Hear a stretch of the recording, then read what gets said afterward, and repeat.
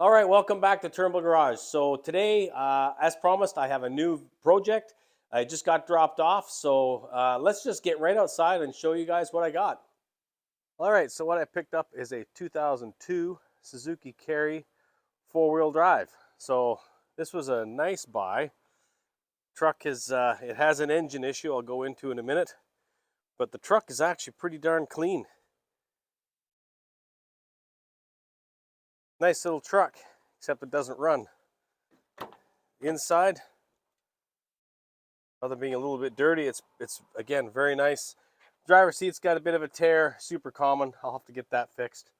But it is a bit of a bare bones. It's funny, it's got some nice stuff, but no visor on the passenger side. It's got the holy crap bar though. So anyway, let's go into what happened with this thing. So there you go, great little truck. So the backstory on this, the gentleman I bought it from, he was driving down his driveway when we had a big storm about 2 years ago that did a lot of flooding. His driveway had a bit of a gully at the bottom, and it was full of water. He didn't think it was as deep as it was. He tried to drive through, and unfortunately ingested water into the engine and locked it up. And it has not run since, and that's about a year and a half ago from what I'm told. So that is either it is just hydro-locked, or it is actually it bent a rod. I suspect it's probably bent a rod because with the engine running, and I'll show you a little.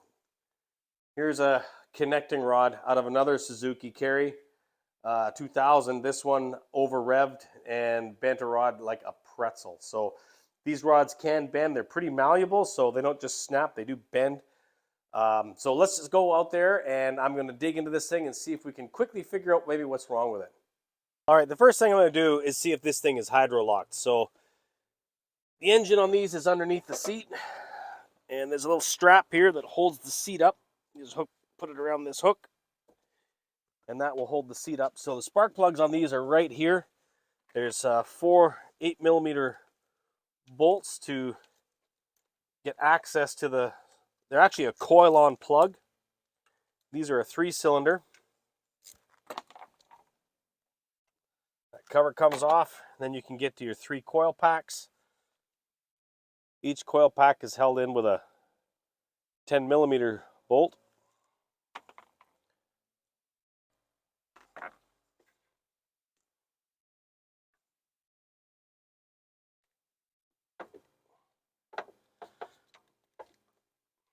All right, there's the coils out of the way.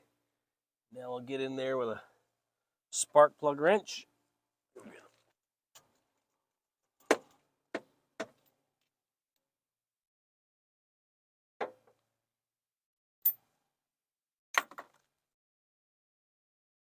These don't seem like they have water on them, which is not necessarily a good sign. I want to see water.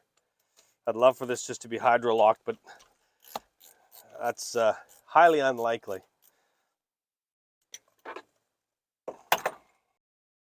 That one has water.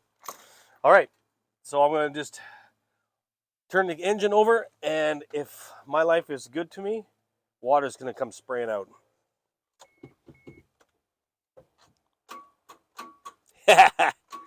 That's a big negative.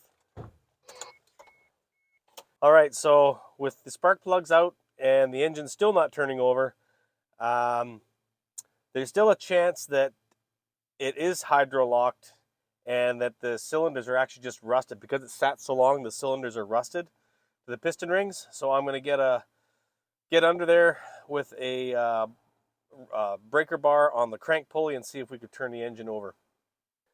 So to get access to the crank pulley, you need to pull this little plastic belly pan off. It's just held on with a few of these little Phillips screws. Super easy to get off. Now I can get under here and see if this thing is seized up.